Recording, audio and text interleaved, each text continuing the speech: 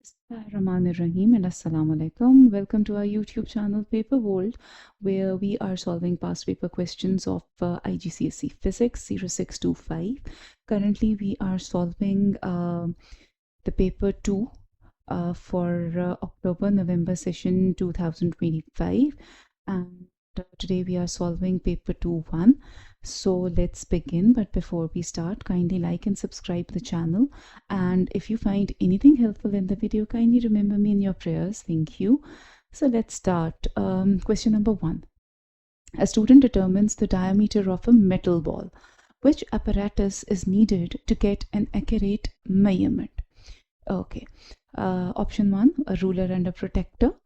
You don't need a protractor, although you do need a ruler. A ruler only. Okay. A protractor and set squares. Protectors are and set squares basically are not required. A ruler and 2 rectangular blocks. Yes, this is the correct option, though many of you would just in an instant select option B as the correct option. But I think till about 03 in class 11th, you must be familiar with P6, that is alternate to practical, and over there you must have done an experiment to find the method of the metal ball in the measurement section. So I'll just explain why we need 2 rectangular blocks and a ruler. Otherwise you would think by diameter measure karne ke liye you just need radius of the metal ball or the whole diameter of the metal ball. But metal ball is a circular object, and obviously you can't take like a straight line passing through it. Okay, so that is where the 2 rectangular blocks come in. So basically a ruler and 2 rectangular blocks is the correct option, because to accurately measure the diameter of the spherical object, we need a ruler and 2 rectangular blocks. The blocks are placed on basically either side of the ball. So my drawing, I don't know if I am able to draw a good figure. So these rectangular blocks are basically placed on either side of the ball, touching the ball and parallel to each other. Okay, with the ruler placed between them. The ruler is going to be placed like, you can do it here, you can do it like over here. So a ruler is placed between them. This method actually ensures that you are measuring the straight line distance across the widest part of the sphere. The widest part would be the center, obviously. Okay. Preventing errors that occur when trying to read the ruler from a curved surface. ठीक है, तो आप जब भी ruler रखोगे इधर, तो वो curved surface होगी, और it would be very difficult to measure the straight line distance across the widest part. So these 2 wooden blocks help in measuring that. So that is why we just don't need a ruler, and we need a ruler and 2 rectangular blocks. So this is something you should be familiar with up till now, because if not in P2, you are going to get similar questions in P6. So you should be aware with this thing. Question number 2, an athlete runs at a speed of 8 meters per second for 10 seconds and then at a speed of 6 meters per second for 12 seconds. What calculation gives the average speed of the athlete in meter per second? We've been given some options, so let's just start from the very basic. That average speed basically is total distance by total time taken. Okay. Now if we look at our question statement, we've not been given distance. So what we need to do is that we need to find distances with the help of these 2 speed and time values. So speed is equal to distance over time. This is for S1. So this is going to be 8 is equal to distance d1 by time. So this is going to become 10 into 8. So the distance d1 is 10 into 8. And if we find the distance 2 with the help of these values, so this is going to be 6 d2 by 12. So 12 into 6 is going to be the distance d2. So if we put all of it in this formula, so it's going to be 10 into 8 plus 12 into 6, so that we get the total distance, and the time is going to be 12 plus 10, so that is going to be 22. So if now we look at the options, so B is going to be our correct option, okay? And no other option is going to be correct. Why? Because we had to find the distance first, and once we found the distances, we will add these to get the total distance, and then we are going to add the time to get the total time. Okay, so straightforward, but with a little twist. Okay. Question number 3. A piece of paper torn out of an exercise book is shown. Okay. What is being described? Okay. Describes how a massive object affects the space around it, including the size and the direction of the force it would exert on other objects placed in that space. Okay. So what they are talking about? Gravitational charge, there is no such thing as a gravitational charge. Gravitational field, yes, this is what they are talking about. Gravitational mass is nothing, and gravitational potential energy is the energy of an object due to its position. So this is not being described over here. So basically it's gravitational field because it is the region or of space around an object with mass where another object with mass will experience a force. So if I write this down, so it's going to be very similar to what this thing is explaining. Okay? So this is what gravitational field is, and you can easily see how these two definitions or how these two explanations coincide with one another. Okay? So basically that's how we know. And besides, these two options were really not applicable, and the gravitational potential energy, you know, is the energy of an object due to its position, so that is not what's being explained over here. So this was the only thing left, and you are very familiar with what gravitational field strength is. Moving on to question number 4. The diagram shows one liquid floating on top of another liquid. Okay, which statement explains why liquid P floats on the top of liquid Q? Okay, in general and simplest possible terms, liquid P is floating over liquid Q because it is less dense than the liquid Q. Okay, and density is measured with the help of two quantities, which is mass and volume. Okay, so now let's look at our options. A, the mass of liquid Q is greater than the mass of liquid P. Okay, this might be the case that if the mass is more, so the density of liquid Q is more than the density of liquid P. But let's look at the other options. We might find a better or an apt option.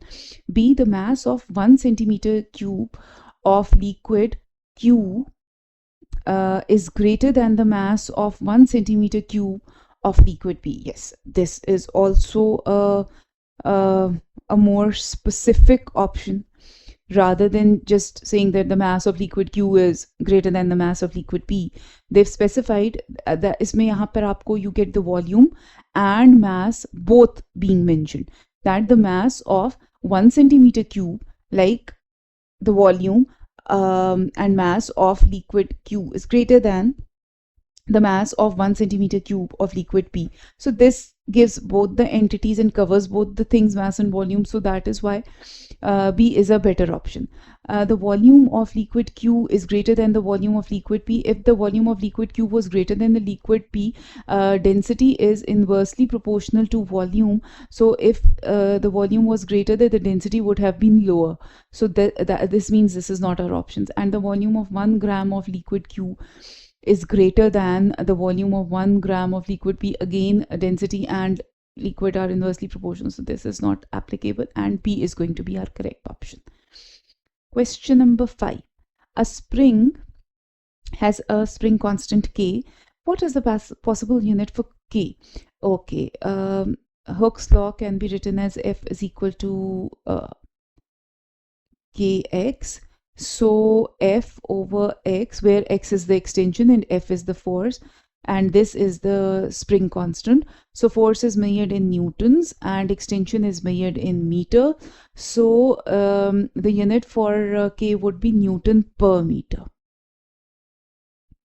So C is going to be our correct option over here. Moving on to question number 6. Which statement about the moment of force is not correct? Okay, what is basically moment of force? Moment of force is defined as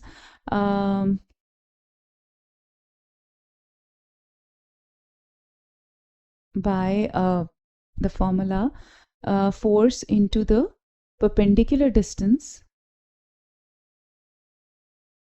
from the pivot. Okay, so now let's look at the option and let's see what this is not. If an object is balanced about a pivot, the resultant moment on the object must be 0. Yes, this is very correct. If the object is balanced, then the clockwise forces are or motions are balanced by the anti-clockwise forces of motion. So the resultant moment is 0 and the resultant forces are also 0. The moment of force is a measure of its turning effect. Yes, this is also correct. The moment of force is the measure of its turning effect because it is force into perpendicular distance from the pivot. C, the moment of force about a point is equal to force into perpendicular distance from the point. Yes, this is exactly correct. So these are not the options. So D is only one left. Let's read that. The moment of force about a point increases when the perpendicular distance of force from the point decreases. Nahi ji. The moment of force is directly proportional to force and the perpendicular distance from the pivot. So if the perpendicular distance from the pivot is going to decrease, the moment of force about that point is also going to decrease, and it's not going to increase. So this statement is not correct and hence our correct option. Question number 7. The momentum of the car changes from 10,000 kg meter per second to 15,000 kg meter per second in a time of 8 seconds. What is the resultant force acting on the car? Okay, so resultant force can be defined as force is equal to change in momentum over time as well. And what is change in momentum?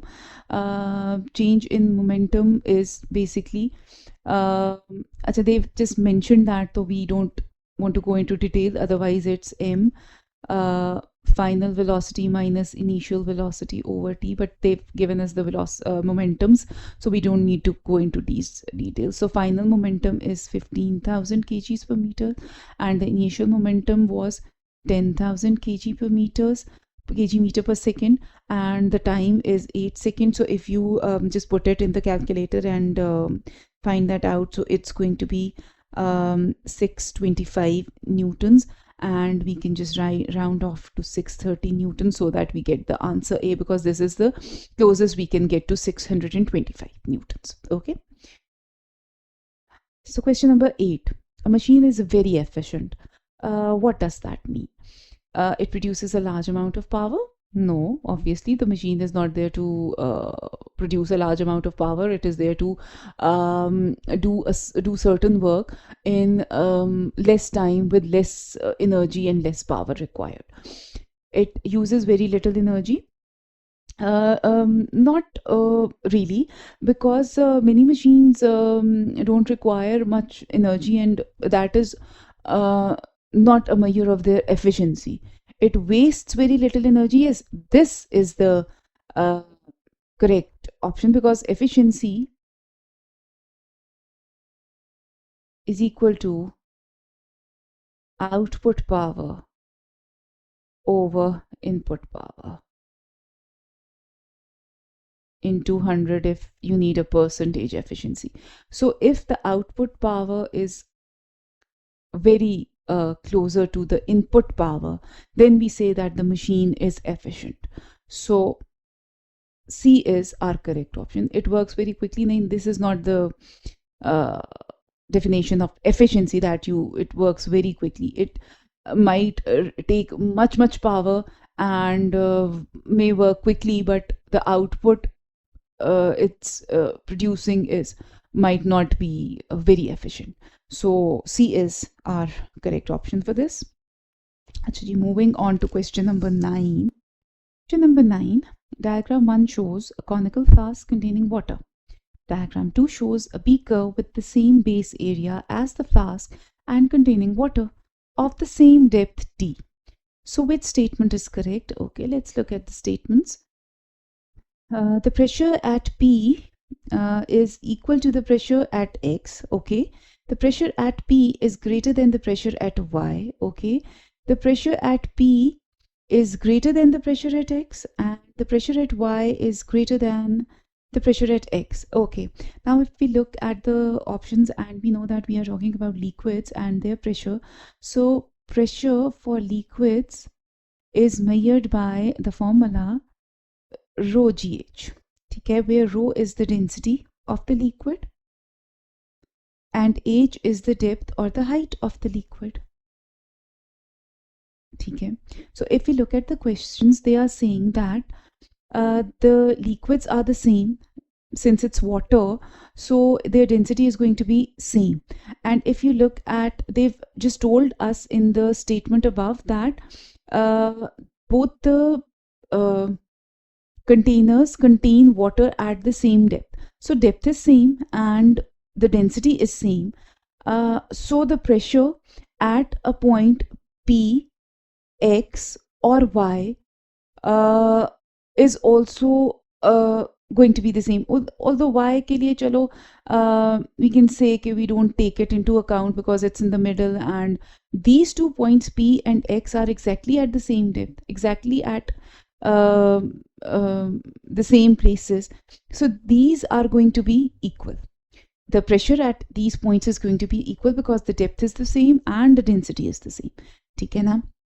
So the pressure is at point P is equal to the pressure at point X. So A is going to be the correct option. Y पे भी I think वैसे same ही होगा, but these options don't cater to that. So that's why we are not taking it into account.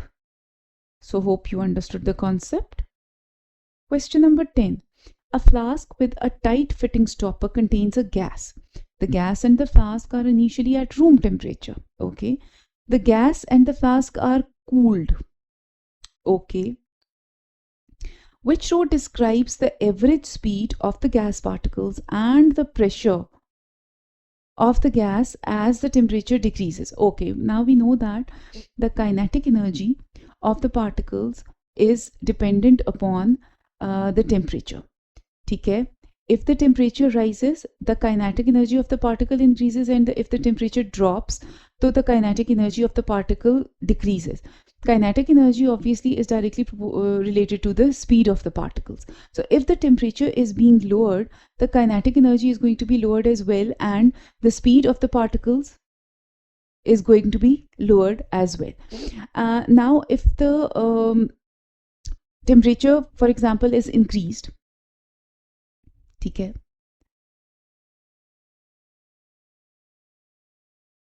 the kinetic energy of the particle increases, they collide, their momentum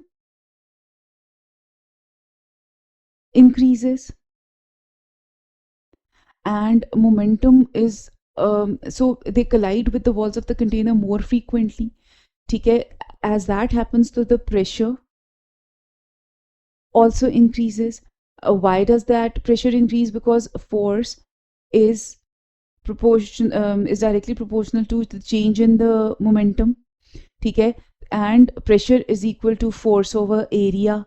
So all of this happens, and if you go into reverse, the kinetic energy was decreased. As the temperature decreased, the momentum decreased, the frequency of the collisions with the wall of the container decreased, so the force decreased. As the force decreased, the pressure also decreased as well. So this is the principle that goes about in this. So the average speed of the particle is going to decrease as well, and the pressure of the gas is going to decrease as well. So I hope you understood the concept. Moving on to question number 11. Brownian motion is the random movement of microscopic particles in liquid or a gas. What statement about Brownian motion is correct? Brownian motion is that there is a microscopic particle like of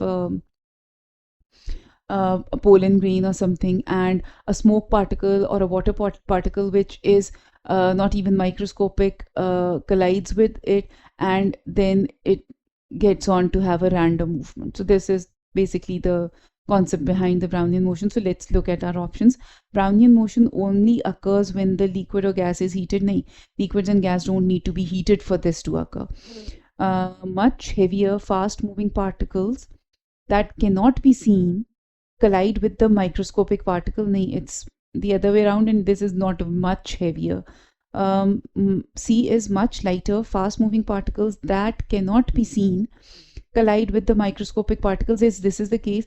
The water particles or the particles of the gas cannot be seen with the help of a microscope, and the pollen grains, etc., can be seen with the help of the microscope. So basically, when they both collide, so this is when Brownian motion happens.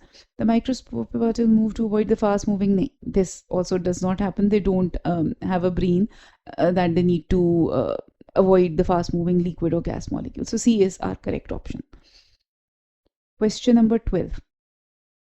The distance between two electric pylons is 60 meters. The cable that connects the two pylons is 62 meters in length. Why does that happen? Pylons are basically such electricity poles like this. So the distance between these two is 60 meters, but the length of the wire, that the cable that connects the two pylons, is 62 meters. So why is that? So that during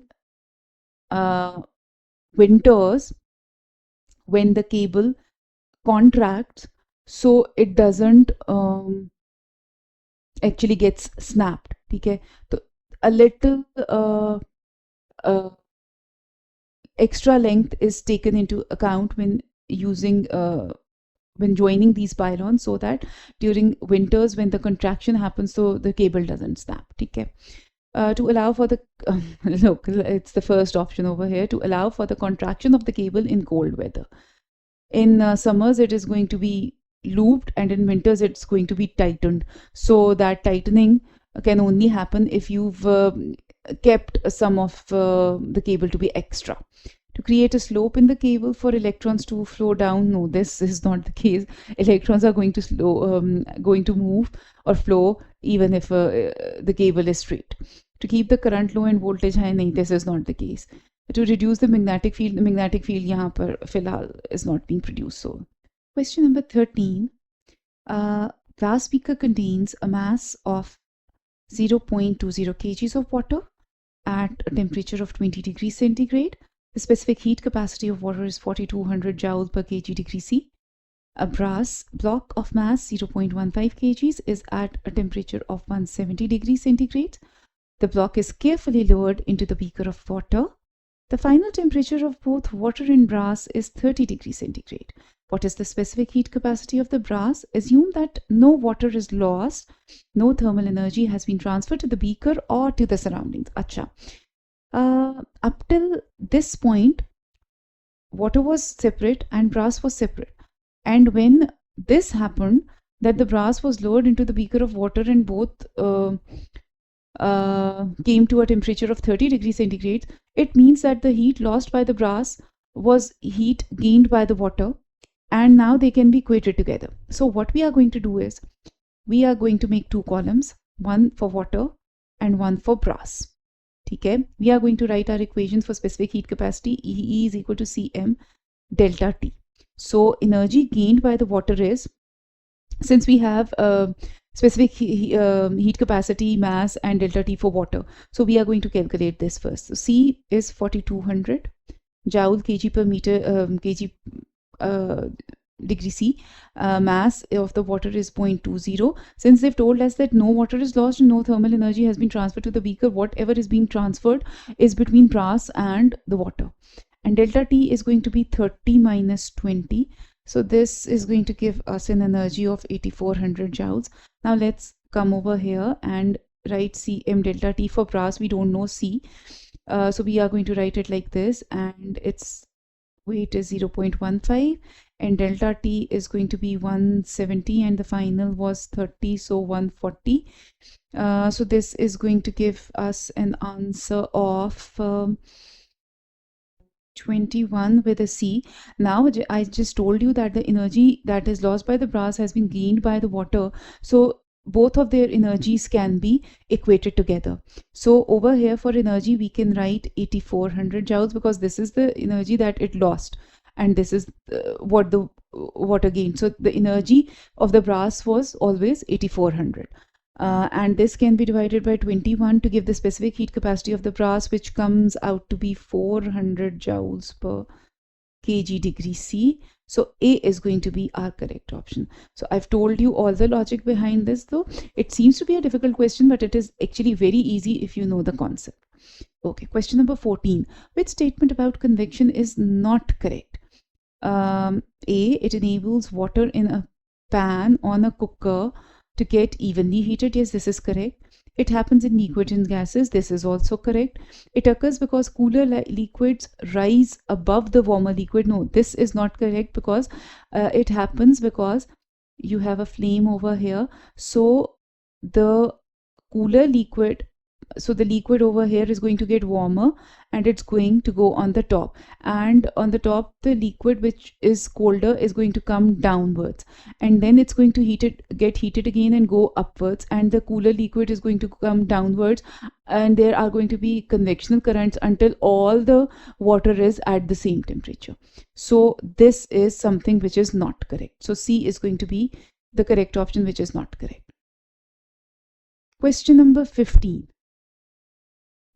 Iron is a better conductor of thermal energy than rubber.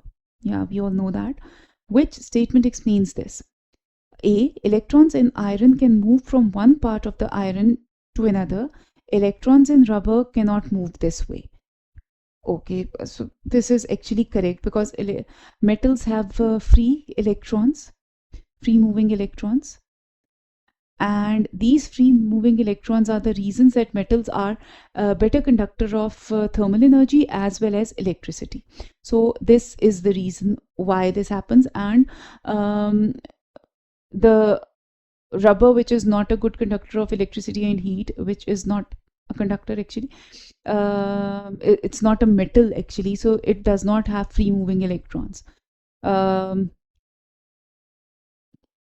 Electrons in the iron vibrate more. This is not correct. Positive particles in iron can move from one part to another. Positive particles don't move. They are the electrons that are free moving. T positive particles, again, positive particles don't move. So this is also not correct. Okay, moving on to question number 16. Two metal cans are identical, except that one has a shiny silver outer surface and the other has a dull black outer surface. They each have the same mass of hot water at the same temperature sealed inside them. So all the conditions are same except for the fact that one has a shiny silver outer surface and one has a dull black outer surface. They are both in vacuum in the darkness of the outer space. So how does the temperature of the water in each one going to change? Okay, now we know that if something has a dull and a black outer surface, so it is a better absorber and a better emitter as well. Okay, and the shiny silver, like dull colored, like light colored outer surface पे, it is going to be a better reflector rather than being a better absorber or an emitter. Okay, so this is the principle. Now let's look at the options. The temperature of the water does not change. This does not happen because radiation is going to happen even if there is no medium there. ठीक है. The water in the black can cools more slowly than in the silver can. No, this is not going to happen because the black can is a better absorber and a better emitter as well. See, the water in the silver can cools more slowly than in the black can. Yes, this is obviously correct because I've told you that this is a better absorber and a better emitter, and this is a better reflector and a poor emitter as well. It doesn't absorb well and it doesn't emit well. So obviously iske andar the water is going to cool down more slowly than in black can because it's going to radiate more readily than this one. They both cool down at the same rate. nahi. Everything was same except for these two outer surfaces being of different colors and being dull and shiny. So if everything was same, so they would have cooled down at the same rate, but not with this. So C is going to be our correct option for this. On to question number 17. A ray of light reflects from a plane mirror. The angle between the incident ray and the surface of the mirror is 35 degrees. Which statement is correct? The angle of incidence is 35 degrees, the angle of incidence is 55 degrees, the angle of reflection is 70 degrees, and the angle of reflection is 110 degrees. So basically they are telling us that, and this is our normal, that the angle between the surface and the incident ray is 35 degrees. So this is not our angle of incidence. Okay, it is the angle between the incident ray and the surface. It is not the angle between the normal and the incident ray. Okay, so what we need to do is that we know complementary angles are equal to 90 degrees. So 90 minus 35, and that is going to give us 53 degrees. Sorry, 55 degrees. So our angle of incidence is going to be 55 degrees. Okay, so B is going to be our correct option. Always look out for the fact that the angle given, is it the angle between the surface and the incident ray, or is it the angle between the normal and the incident ray? If it's between the normal and the incident ray, then this is going to be the angle of incidence. Otherwise it's not going to be. And same is the case with the reflective ray. It should be between the normal and the reflective ray, and then it's going to be angle of reflection. Otherwise between the surface and the reflected ray, it's not going to be the angle of reflection. So moving forward, question number 18. Parallel waves in a ripple tank are diffracted as they pass through a gap in the barrier. Three changes that can be made to this arrangement are listed. Okay, decrease the wavelength of the wave, increase the amplitude of the wave, decrease the size of the wave. Which change will cause the shape of the diffracted wave to be less curved? Okay, you want less curving. So there are two ways. Okay, one is that you increase the gap size as relative to the wavelength. Okay, so the wavelength is less and the gap size is more, so this is going to make it less curved. And then there is another way that obviously diffraction is directly proportional to the wavelength. So more the diffraction, more the wavelength, and lesser the diffraction, lesser the wavelength. So if the wavelength is less or it is decreased, then the spreading is also going to decrease.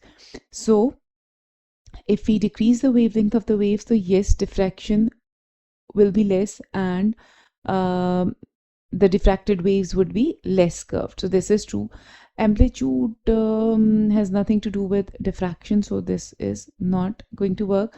And if you decrease the gap and do not decrease the wavelength with it, so the waves are going to be more curved in many cases. Obviously there are always exceptions, and there are always reasons why something is happening, so we can't go into detail because we haven't been given enough data for that over here. So decreasing the gap wouldn't make the refracted waves to be less curved. So one only is our only option over here. Moving on to question number 19. A beam of light passes through a vacuum and then enters a transparent liquid. The diagram shows the path it takes. The light travels through the vacuum at a speed of 3 into 10 raised to the power 8 meter per second. What is the speed of the light in the liquid? Okay. Let's see what we've been given. The light is traveling from the vacuum to the liquid. In the vacuum, its speed is 3 into 10 raised to the power 8, and we have to find the speed in the liquid. We've been given angle of incidence and we've been given angle of reflection. Both are between the incident ray and normal and incident reflected ray and normal. So they are angle of reflection and angle of incidence. So what do we need to do is that we have two formulas. Refractive index is equal to sine of I by sine of R. And then we have our formula for refractive index, which is the speed of light in vacuum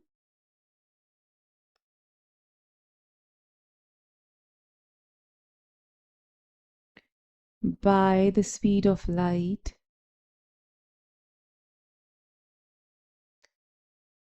in the medium. Okay, so in both the formulas we need the refractive index, so we can easily find the refractive index using angle of incidence and the angle of reflection. So sine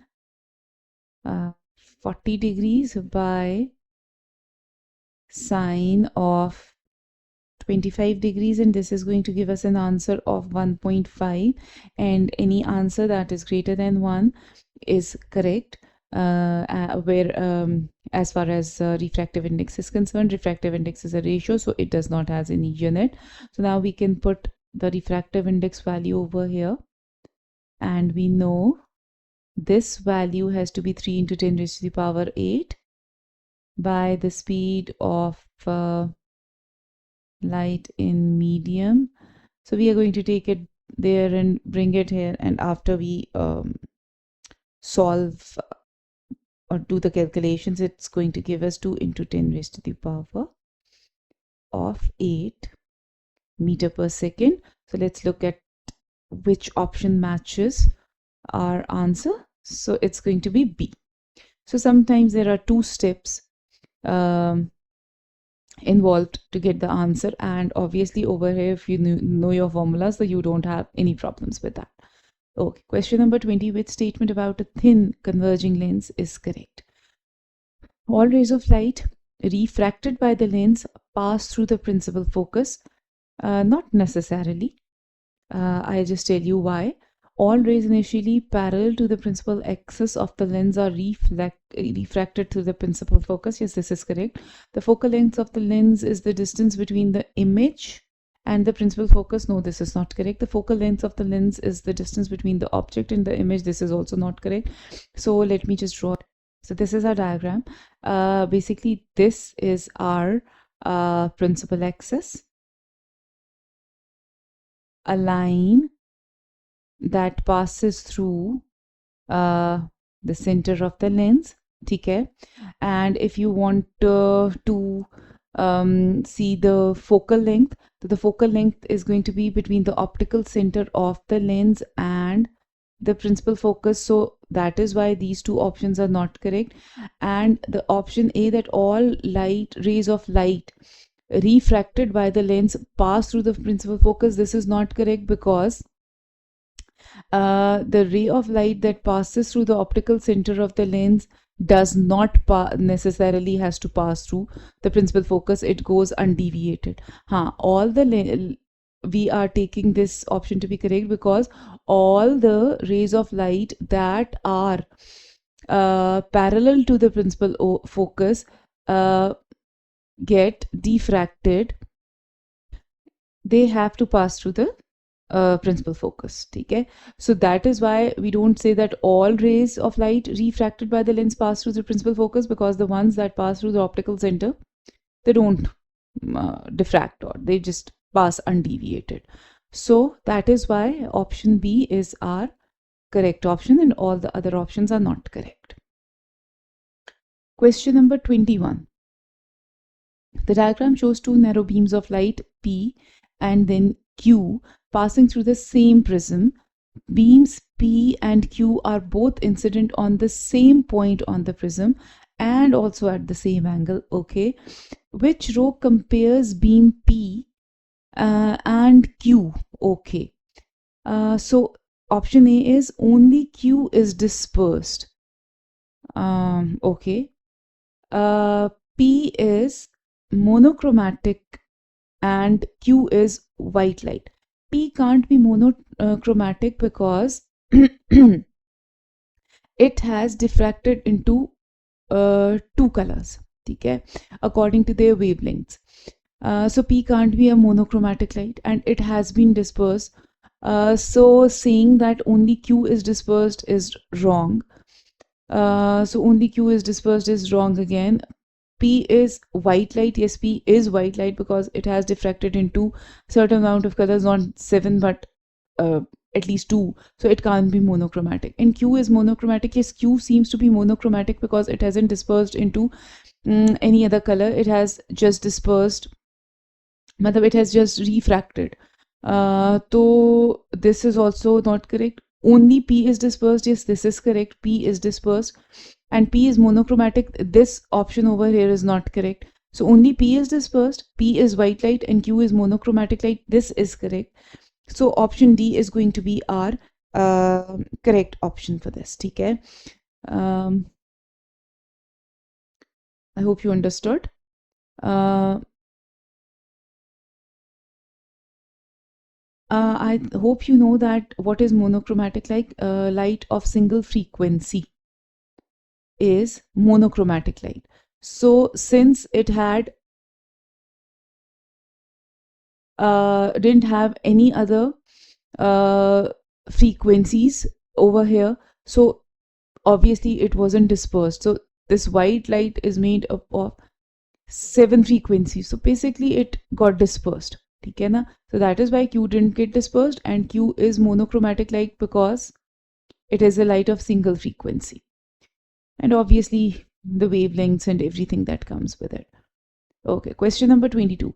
Ultraviolet radiation and infrared radiation are both parts of the electromagnetic spectrum. Okay, however, they differ in wavelength and frequency. Which row describes how they differ? Okay, so we can just write radio waves, microwaves, infrared, visible light, ultraviolet, X-rays, and gamma rays. Okay, so this is our spectrum. Over here, the wavelength is the longest, and gamma rays wavelength is the shortest, and gamma rays have the highest frequency, and radio waves have the lowest frequency. Okay, na? So frequency is increasing over here, and the wavelength increases like this. So if now we look at our options, ultraviolet longer wavelength than infra. Ultraviolet की longer wavelength है than infra. This is not correct. Infrared में higher frequency than ultraviolet. This is also not correct. It has a lower frequency because frequency increases like this. So this is not going to work. Ultraviolet have shorter wavelength than infra. This is correct. And infra have higher frequency than ultraviolet. This one is not correct, so we can't just put a circle on this. They have shorter wavelength in infra. This is correct. In lower frequency than ultraviolet. This is also correct. So D is going to be our correct option. Always when you solve such a question, write the electromagnetic spectrum, write the concerned values like the wavelength and the frequency. Always know that if you are writing the spectrum in this way, in increasing frequency terms. So the frequency is going to increase this way and the wavelength is going to decrease in this way. So always write that. So it's very easy when you answer these questions. Moving forward. Question number 23. A police car with its siren sounding is stationary in heavy traffic. A pedestrian notices that although the loudness of the sound produced does not change, the pitch varies. Which row describes the amplitude and the frequency of the sound? Now we know that the loudness of the sound depends upon the amplitude and the pitch depends upon the frequency. And louder the sound,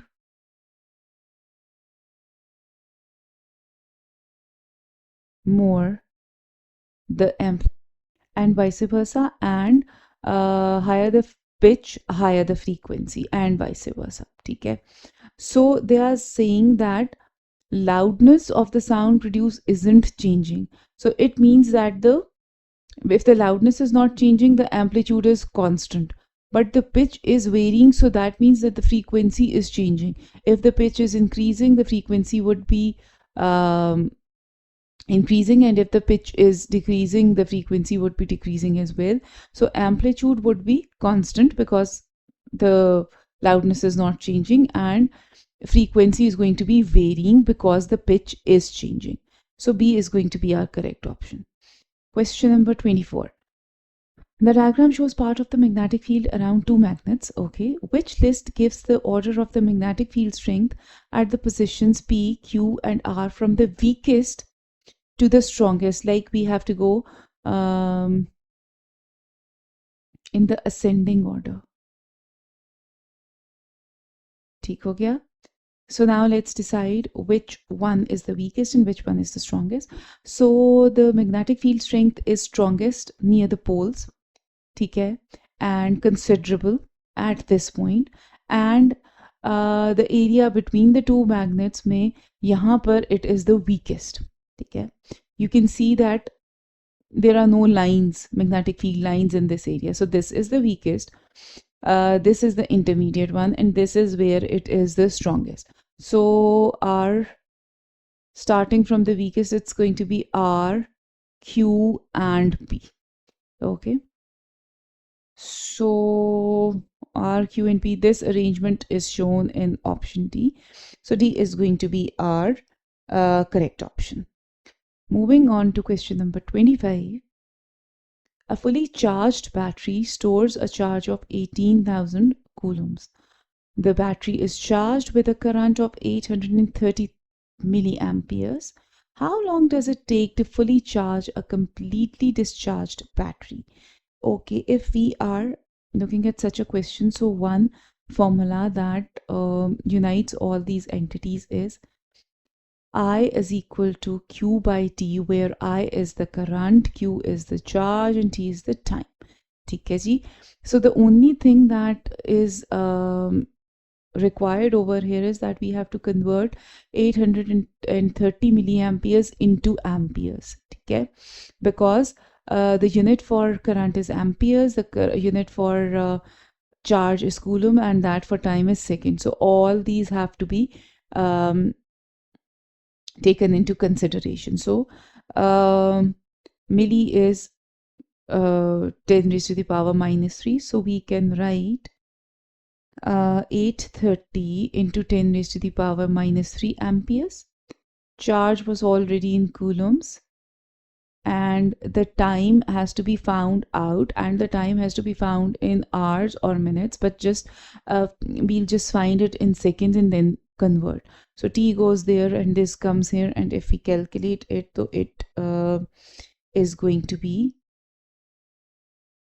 1000 seconds, and we have to either convert it into hours or minutes. 10 minutes though it would not be, so we can convert it into hours by dividing it by 3600, and it's going to be 6.25 hours. So it is very close to our option D, which is about 6 hours. They haven't said that it is 6 hours. They've said that about 6 hours. So this is something which is about 6 hours. So this is our correct option. Moving forward to question number 26. What is the definition of electromotive force? A, the electrical work done by the source in moving a unit charge around a complete circuit. This is correct. We should know the definition of electromotive force by heart up till now that you are doing and sitting in your paper. So this is it. We don't need to go through any other options. We found our definition in option A. So let's move on and save some time. Question number 27. A cell passes a current of 2 amperes in a circuit for 30 seconds. In this time, the cell transfers 120 joules of energy. What is the electromotive force of the cell? Okay, so now all these entities can be joined in the formula. EMF is equal to work done by charge, and I am seeing this formula very frequently in the recent papers. So kindly सिर्फ EMF का V is equal to I R formula याद ना करो. Just remember this formula as well, because you've got to apply it, I think, in the upcoming papers as well. So now the EMF is something we need to find, and the work done can be the change of energy as well. So this is going to be 120, and charge is charge ke liye we need to do I is equal to Q by T. We know the current, we've got to find the charge, and this is 30, so 32 is 60 coulomb is the charge. So 60 and 60 and 120 and 61s are and 62s are. So EMF is going to be 2 volts over here. So C is going to be our correct option. Question number 28. The diagram shows 2 resistors in series connected to a power supply. Okay, the reading on the voltmeter is 3 volts when the switch is closed. What is the resistance of the resistor R? Okay, whenever there is a circuit diagram and a question related to it, kindly go through the characteristics of the circuit. Kindly first understand what kind of a circuit it is. This is going to help you a lot while you are doing the calculation. So now when we look at the circuit, we know that it is a series circuit. Okay, and we know that both the resistors are also connected in series to one another. Okay, and we know that the characteristics of a series circuit are that the current, we just correct it, current I total is I1 is equal to I2 is equal to I3. So basically all the components get the same amount of current. And as far as the voltage is concerned, so voltage is V1 plus V2 plus V3. So the voltage is divided among the components. Okay, we know these two characteristics of the series circuit. So if now they say that the EMF is 12 volts, okay, and there is a reading of 3 volts parallel to this resistor. So this means if this resistor is getting a component, you can say, is getting 3 volts, then if we apply a voltmeter over here, so this component would be getting 12 minus 3, which is 9 volts. Okay, so we should know that. Now if this component is getting 9 volts and its resistance is 6 volts, so we can easily find, let me clear the space for a second. So we can now find the value of our current in the circuit using 9 and 6 ohms. So 9 divided by 6 is our current, which is going to be 1.5 amperes. Okay, this is the current. You can't use, or you should know that you don't have to use 12 volts over here, because this resistor is, we've been told, is already getting 3 volts. So this can't get 12 volts. ठीक है ना? This is getting what's left after giving 3 volts to it. So don't uh, commit this mistake, and then we can easily find the resistance of the resistor R. We know that it's getting 3 volts of voltage, and now the current in the series circuit would be the same, that is 1.5 amps, and R. So 3 divided by 1.5 is going to give us the resistor, resistance of the resistor R, which is going to be 2 ohms. So D is going to be our correct option. Always write these points whenever you see a circuit diagram and a question related to it. This is going to help you a lot while you are solving your question. Okay, question number 29. Lamps can be connected in series or in parallel to a power supply. Yes, this can happen. What is the advantage of connecting the lamps in parallel rather than in series?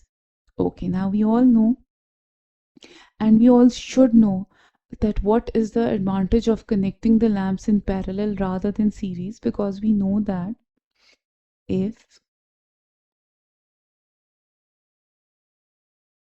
the lamps are connected,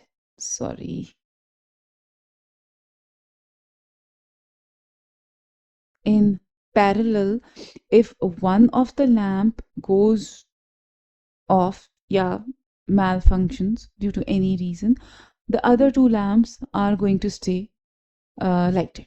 Okay, but obviously if we have the two lamps connected in series, so once there is some problem over here, and this lamp, there is some problem over here, and the voltage and current doesn't pass beyond this point, the both lamps are not going to light up. Okay, so that's the advantage in a parallel circuit from a series circuit. Okay, so let's look at the options now. All the of the lamps can be switched on and off using the same switch. They can be done in a series also, so that's not something very unique about that.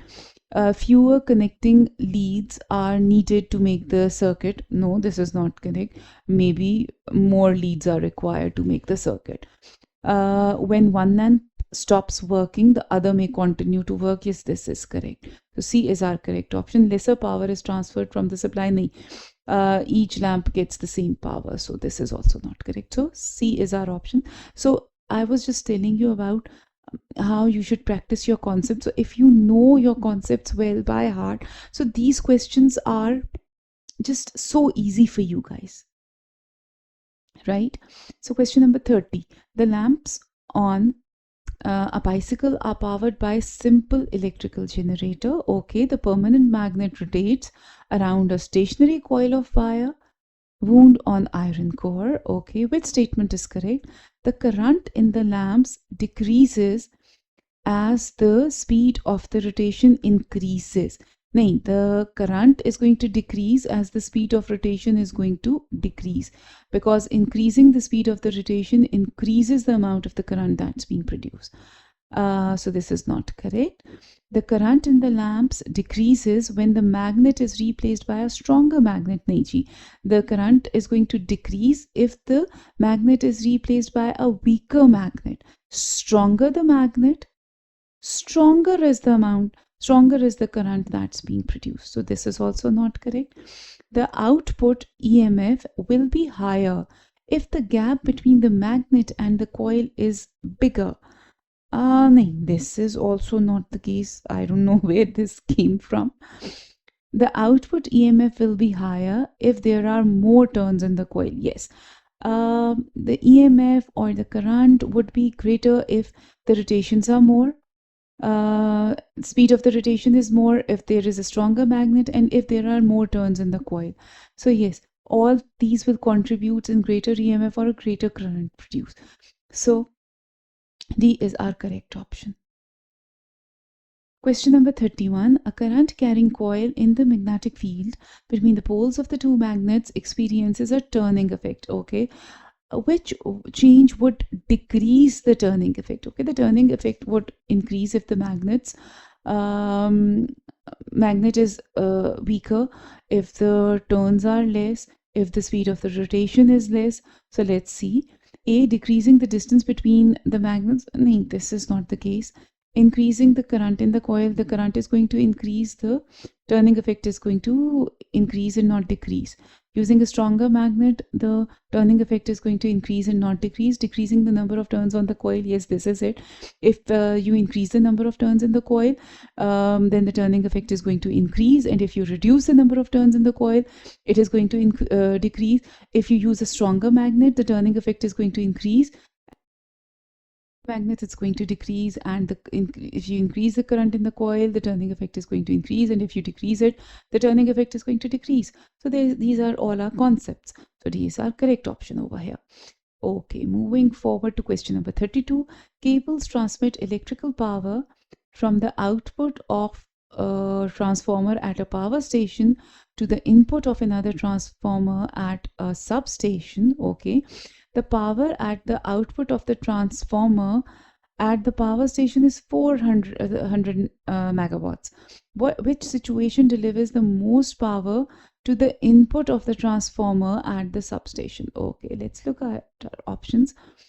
The potential difference at power station transformer output in kilowatts is 200, 200, 400, and 400. Diameter of the cable, large, small, large, small. Okay, so let's understand it to the full. There is a transformer, ठीक है, उसकी output 400 kV है, 400 sorry megawatts, not kV, and it's sending an input to a transformer at a substation, and they're asking us that which situation delivers the most power to the input of the transformer at the substation. Acha. Now we know that to deliver the most power to the substation, power loss during the transmission must be minimized. We know that power loss is equal to I square R. ठीक है.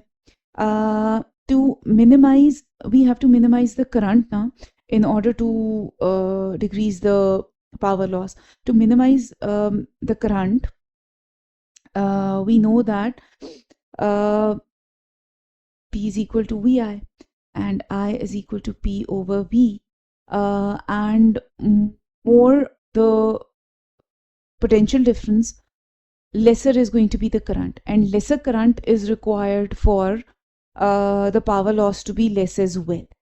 Okay, so if we look over here, so I think the potential difference at the power station transformer output being 400 would help more than it being 200. More the potential difference, lesser is going to be the current, and lesser the current, lesser is going to be the power losses. Okay, and the other thing that we require is the resistance.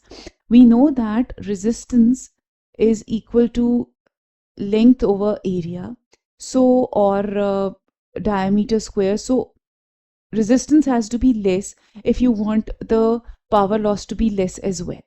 ठीक है, so if you want the power loss to be less, and they've given us the diameter of the cable, then the diameter of the cable should be more so that the resistance is less. So the cable has to be, the diameter of the cable has to be large, and the potential difference at the power station has to be more as well. So C is going to be our correct option, so that the power losses are less. Okay, so this is how we explain it. I hope you understood the concept. If there is something you didn't understand, kindly ask that out in the comment section. Again, these are the concepts that we have. If you have these concepts, you don't have any issues with this. Okay, question number 33. Pu 23994 is an isotope of plutonium.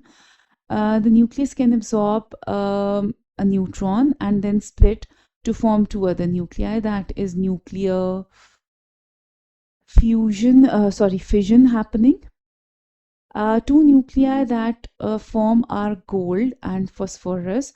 In this reactions, neutrons are also produced. Yes, neutrons are also produced. What is the number of neutrons produced when the nucleus splits? They are actually two or three, but let's look at our uh, equation if we can write that. Uh, 239 and 94, and there was a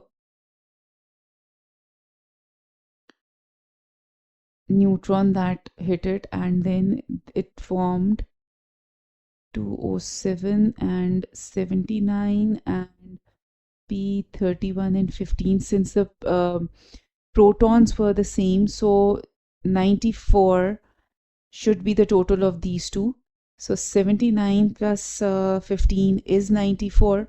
So yes, this is correct. And now we will look at the neutrons. So there were 240 of these, 239 in the plutonium and one that hit it.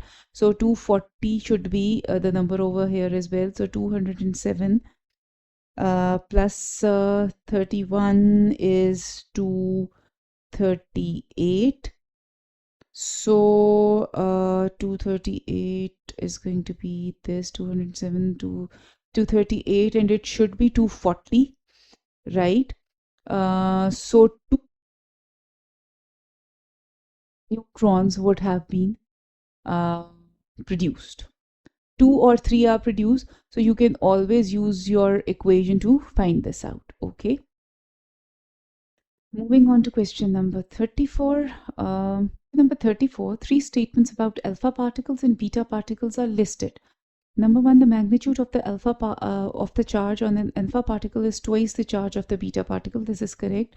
The mass of the alpha particle is large compared to the mass of the beta particle. This is also correct. The kinetic energy of an alpha particle is small compared to the kinetic energy of the beta particle. This is not correct. So which statement helps to explain different ionizing effects of the alpha particles and beta particles? Okay. Now the ionization basically, and let's first clear the fact that alpha particles are the most ionizing particles among beta and gamma. So ionizing ability of the alpha particle is dependent upon their kinetic energy, their high charge, uh, sorry, their large mass and velocity. ठीक है? So they will be ionizing because their charge is higher than that on the beta particle. They will be more ionizing because they are heavier than the beta particles, and they would be ionizing more than the beta particles because their kinetic energy is more as compared to the kinetic energy of the beta particles, and their velocity obviously is more. So that is why option 3 is not correct, and only 1 and 2 are correct. So B is our correct option for that. Moving on to question number 35. A beta particle is a fast moving electron.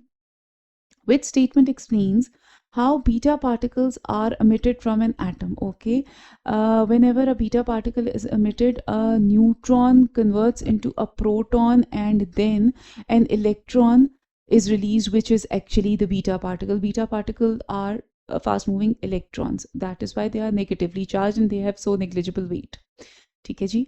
So an electron is emitted as a beta particle from an inner electron shell. नहीं, it is emitted from the electron shell. A neutron is converted into a proton and then an electron is released. So an electron is emitted as a beta particle from the outer shells. No, this is not correct. A neutron changes into a proton and a beta particle is emitted from the nucleus. Yes, this is correct because neutrons and protons are present in the nucleus. So C is our correct option. If need be, I'll explain that beta decay is a type of radioactive decay that occurs in a very, very unstable atomic nucleus. During this process, a neutron transforms into a proton, and beta particle, that is an electron, is emitted from the nucleus. So obviously option A and B are not correct, and option D is also not correct. So C is our correct option. Question number 36. Which properties must a radioactive which properties must a radioisotope have for its radiation to make it suitable to kill bacteria in the food? Okay, half-life less than 1 minute. If it would be less than 1 minute, so it wouldn't be able to do its work completely. So several hours is fine, and several thousand years is not correct because it is going to contaminate the food with its radioactivity if its half-life is several thousand years. So these two options are correct, and let's look at the options. Type of radiation emitted can be gamma, because gamma radiations have a penetrating power. Alpha and beta have a very negligible penetration, so they won't be able to go into the food to kill the bacteria in the food. So gamma is correct, but this one doesn't coincide. So C is going to be our correct option, where the half-life is several hours and the type of radiation is the gamma radiation only. Okay, so C is our correct option because of the logics I've just told you. Question 37. A student tries to predict the effect of exposure time on the radiation dose received by a source from an ionizing radiation. Radiation dose measures the amount of ionizing radiation received by a living organism. This graph shows the correct trend between the variables. Okay, if we look at the graph, this is a direct proportion. B gives us this is constant radiation, and C में it's a really linear relationship with a non-zero starting, and this is an inverse relationship. ठीक है? So I've told you what these graphs means, but the relationship between the radiation dose and exposure time basically is directly proportional. This means that as the exposure time increases, the radiation dose also increases. ठीक है ना? As your exposure time is increases, so you are getting more of the radiation dose. ठीक है? So A is correct basically. In B, if you see that there is a constant radiation dose regardless of the exposure time, which can't be correct. If the exposure time is getting more, the radiation dose is going to increase. ठीक है ना? It can't remain constant forever. And if you look at the radiation dose and exposure time C, so the radiation dose was received after some time because it shows a linear relationship with a non-zero starting dose, which is incorrect. As exposure time should result, zero exposure time hoga to zero radiation dose would be there. So it can't be non-zero, and this is obviously inverse proportion, so this can't be correct. Yeah, A is our correct option. Always remember that. Other or else there might be another option if they've given some other explanation for it. Question number 38. A satellite is in orbit around the Earth. Okay, the orbit has a radius r and a period t. Which expression gives the orbital speed of the satellite? Okay, orbital speed of the satellite is given by speed is equal to distance over time, and the distance would be obviously 2 pi r, and time would be t as they've just given us. So I think C is going to be our correct option for that. Okay. Moving on. Question number 39. Comets move around the sun. Which statement describes the orbit of the comet? Okay, the orbit of the comet is that it is obviously elliptical, and the sun is not at the center of it because the comet is moving away, leaving a tail behind. The orbit is circular. No, the orbit is not circular, so yahin se the option is not correct. So A and B are not correct. The orbit is elliptical, with the sun at the center of the ellipse. Yes, the orbit of the comet is elliptical, but the sun is not at the center of the ellipse. So this is also not correct. So D, the orbit is elliptical with the sun not at the center of the ellipse. Yes, this is the correct option. So D is our correct option. Number 40, a galaxy is at a distance of 60 million light years from the Earth. The galaxy is moving away at a speed of 1300 kilometers per second. 1 light year is about 9.5 into 10 raised to the power 12 kilometers. And there are about 3.2 into 10 raised to the power 7 seconds in 1 year. Which expression can be used to estimate the age of the universe in years? Okay, so we have the formula speed is equal to distance over time. So we need time. So this is going to be D over S. Okay. Now we have the distance in light years and we should convert the distance into kilometers. Okay. So what are we going to do is that we are going to 60 into 10 raised to the power 6, that's for million. We are going to multiply it with 9.5 into 10 raised to the power 12, so that to convert it into kilometers from light years. Okay. And then we have speed, which they've told us to be 1300 kilometers per second. But we need the age of the universe to be in years and not seconds. This is in kilometers per seconds. So in order to convert these seconds into years, they've given us the estimate that there are about 3.2 into 10 raised to the power 7 seconds in 1 year. So we are going to multiply 1300 with 3.2 into 10 raised to the power 7 seconds. So that is how we are going to get our time. And let's see which option matches with what we've taken out. B. 16 to 10 raised to the power 6 into 9.5 into 10 raised to the power 12 divided by 1300 into 3.2 into 10 raised to the power 7. So B is going to be our correct option. So this brings us to the end of the paper. I hope you understood all the explanation, and if there is something else you want to ask or understand, kindly write it down in the comment section and I'll get to you. So until the next video, Allah Hafiz and best of luck for your studies.